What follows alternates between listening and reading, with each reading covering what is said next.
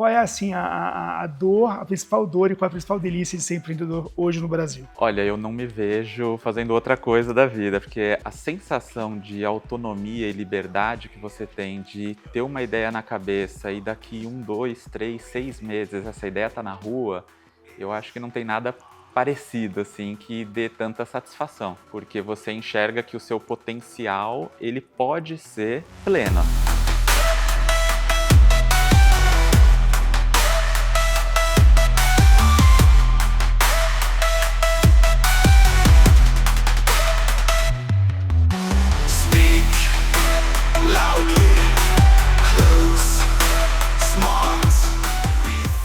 Bem-vindo a mais um Repensadores Cast. Hoje eu estou aqui com o Diego, empreendedor, mestre, doutor, professor de inteligência artificial da USP e um dos precursores do nosso mercado de publicidade numa tecnologia que a gente chama de Marketing Model Mix, que é o MMM, que é um assunto super badalado no meio publicitário. A gente vai entender um pouquinho por quê. Diego, bem-vindo. Otávio, é um prazer conversar com você. A gente se conheceu há pouco tempo, né, Diego? A gente está firmando uma parceria entre as nossas empresas. A gente quer que a Repense realmente seja um cliente importante para vocês, a Repense e os nossos clientes, né? E eu fiquei muito encantado contigo, com o teu trabalho, com o teu negócio. E aí a primeira pergunta que eu queria te fazer é uma clássica que a gente está fazendo para todo mundo que a gente conversa aqui no Repensadores Cast, que é assim, se você fosse explicar para uma pessoa leiga, né? Eu imagino que você passa isso com a tua família, com a tua avó, né? Aquele primo que não trabalha com comunicação e marketing. Mas o que você faz? Como é que você explica o que é o teu negócio? Se fosse para uma criança de 8 anos, são meus filhos, tenho gêmeos de 8 anos, eu falo assim, eles perguntam, pai, o que você faz? Fala, o pai vende a matemática. Eles falam, quem que quer comprar matemática? Mas na verdade eu explico que a gente usa números, estatística, para ajudar as empresas a tomarem decisões. Se for para explicar para um adulto, o que eu falaria é, a gente apoia líderes de marketing a fazer os seus 2 principais desafios acontecerem ao longo do ano, que é vender mais e melhorar a marca simultaneamente. E a gente usa muito dado, muita estatística, muita inteligência artificial para apoiar nessa jornada difícil. Eu acho que a tecnologia muitas vezes assusta, né? E ser pioneiro é sempre complexo, né? Eu lembro quando eu comecei meu primeiro negócio, quando a gente falava de marketing de relacionamento, de programas de fidelização, naquela época não existia. Então a gente tinha que explicar, a minha primeira agência, ela foi a primeira agência de CRM do sul do Brasil. E as pessoas não sabiam o que era CRM. Então eu imagino que você deva passar um pouco por isso, né, Diego? Eu queria te perguntar um pouco sobre a tua trajetória, né? Eu sei que você começou o teu negócio dentro da USP, o que eu acho super legal, né? Uma coisa de acadêmica, com essa profundidade técnica, né? Que é uma coisa que o nosso mercado carece. Eu acho que é tão legal quando a gente vê empreendedores que são também acadêmicos, que vêm da área de pesquisa, da área acadêmica. Conta pra gente como é que foi essa trajetória, como é que começou o teu negócio, como é que você chegou até aqui? Eu me formando na graduação, fiz publicidade na USP, 21, 22 anos, fui convidado por 2 professores, o professor Mitsuri Yanase e o Otávio Freire, para escrever um livro sobre retorno de investimentos em comunicação. Isso em 2010, foi o lançamento do livro. Então, um momento que não tinha tanta métrica, tanta digitalização. E falei, poxa, vamos escrever o livro. E daí, pesquisando muito artigo, muita empresa no exterior, que já estavam começando a fazer coisas que a gente não fazia ainda aqui no Brasil, eu comecei a enxergar, orientado por eles, algumas oportunidades relacionadas a otimizar o que se faz na tomada de decisão de marketing a partir de dados. Eu enxerguei uma solução específica que era assim, como que eu apoio uma marca a tomar decisão sobre celebridades? Eu vou contratar a Gisele Bündchen ou a Luana Piovani, para além do achismo, né? Porque cada pessoa na mesa acha uma coisa, tem uma opinião diferente. E a gente criou um método. Eu bati na porta de um dos professores, o professor Otávio, falei, professor, tem uma ideia aqui. Ele falou, eu quero ser seu sócio. E a gente começou no café da USP, sem nenhum investidor, sem nenhuma estrutura, criando uma metodologia baseada em papers científicos e criando essa única solução. A gente achou que a empresa ia ser só isso e errou em cheio, né? Porque na hora de me apresentar nas reuniões, eu falava, olha, a gente escreveu esse livro sobre ROI de comunicação e criamos essa solução. E começaram a haver muitos briefings sobre ROI de comunicação, como que eu aumento a eficácia, a governança, uso o método para saber qual alavanca de investimento não só de propaganda, CRM, mas também dos outros P's de marketing, né? De trade, de incentivo de vendas, de pricing, eu uso para gerar mais vendas e melhorar minha marca. E daí a gente começou a pivotar, sem conhecer essa palavra na época, né? Ampliando o portfólio. Hoje a gente se considera uma consultoria, uma empresa de inteligência de dados com foco em marketing effectiveness. E dentro desse guarda-chuva de eficácia de marketing tem muita coisa, mas que começou com a solução de celebridades e hoje a gente faz muita mensuração de marca, de marketing mix modeling, como você falou. Então foi uma trajetória de expansão de portfólio a partir de um produto de entrada, né, que era o produto de celebridades e influenciadores, usando cada vez mais papers científicos, criando essa cultura, né, de gente que gosta de estudar, que gosta de pegar o que está escrito num artigo e transformar em produto, com foco estritamente em marketing, né? Então a gente não é uma empresa que usa dados para qualquer tipo de consultoria, só focado em desafios de marketing. Quando a gente tinha televisão aberta, outdoor, mídia exterior, rádio, só essas três, era mais fácil, né? A campanha foi para o ar, o que deu resultado, o que não deu resultado, era mais fácil você isolar as variáveis, né? Tanto que nessa época, lá quando a gente fala dos anos 90, acho que a primeira década, né, até 2010, assim, o CRM ainda era a disciplina que prometia essa mensuração, porque era a única que realmente era muito prática. Não, eu enviei X mil e-mails ou X mil malas diretas, tantas pessoas responderam, tantas compraram, quanto eu gastei, qual foi o meu ROI. Então, tanto que as premiações de marketing direto, até hoje, né, todas são baseadas em ROI, né? Agora, avaliar o ROI de todo um mix de comunicação de uma marca nos dias de hoje, eu acho que é o grande desafio do CMO.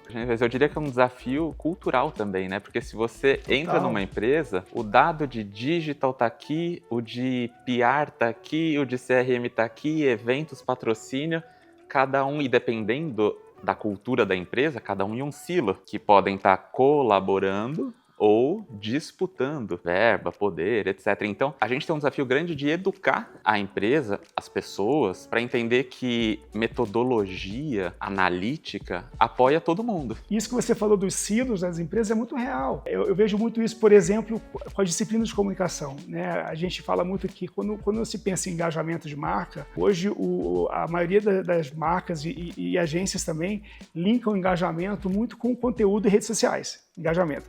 Mas, na verdade, tem uma disciplina aqui, pioneira, antes dessa daqui, que é o CRM, e, cara, que é a disciplina que mais tem vínculo com engajamento. E essas duas disciplinas, elas normalmente ainda estão em lugares diferentes nas empresas, sem conversar. Então, a minha base de dados, que pode ser matéria-prima super interessante para melhorar minha segmentação aqui nas redes sociais, o conteúdo que eu desenvolvo aqui nas redes sociais, que pode ser super interessante para eu usar também em CRM, ficam apartados, o que não faz sentido.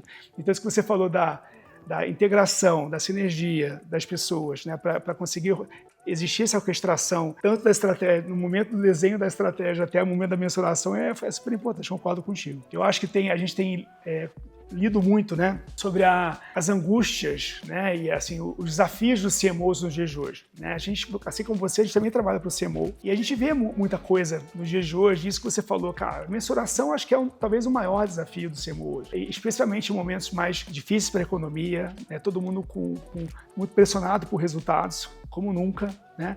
E como é que eu comprovo que faz sentido patrocinar o time de futebol, que aquilo realmente vai trazer um retorno? Aliás, vocês acabaram de fazer uma pesquisa super legal sobre patrocínio. Na tua visão, assim, qual que é a grande angústia do CMO nos dias de hoje? Acho que tem uma angústia que é a percepção de que a gente, ao passar dos anos, vai conseguir fazer menos impactos com o mesmo dinheiro. Se a gente olhar inflação de mídia, por exemplo, ela é muito maior que a inflação do Brasil.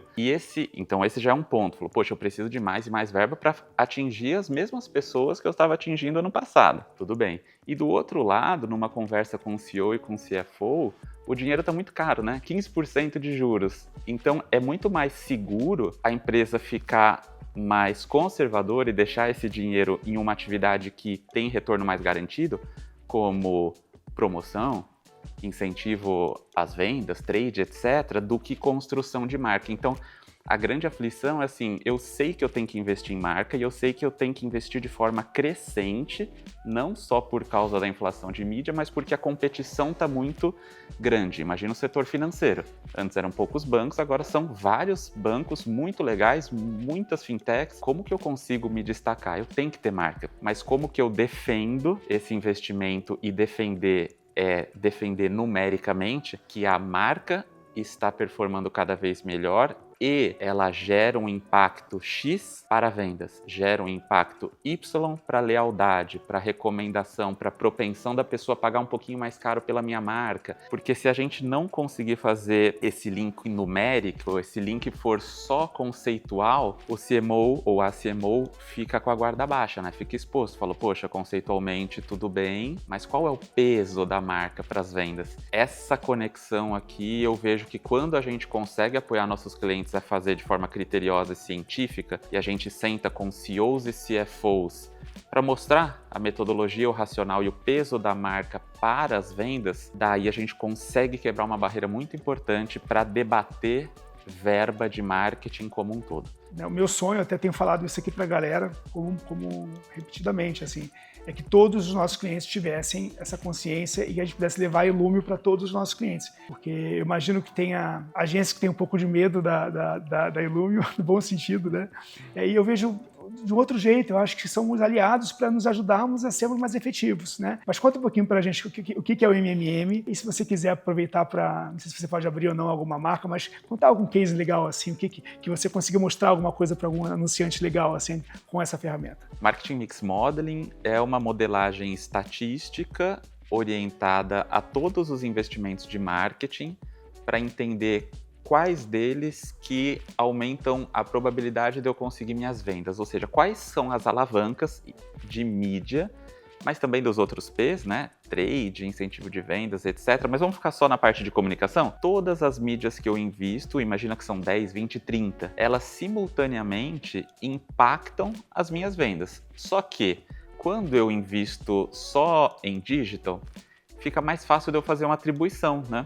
Eu tenho o clique, eu consigo ter a fonte de tráfego da pessoa, ela veio do Google, do YouTube, etc. Quando eu tenho um mix mais integrado, eu estou fazendo TV, rádio, evento, assessoria de imprensa, tudo e digital simultaneamente, você não consegue atribuir, taguear a pessoa que assistiu a TV, não tem como. Então, o Marketing Mix Modeling, ele permite essa atribuição quando o mix é integrado. Na prática, a gente precisa integrar no mesmo banco de dados todos os investimentos da forma mais detalhada possível. Então, investir na Globo, na Ana Maria Braga, 15 segundos, uma campanha promocional do produto X.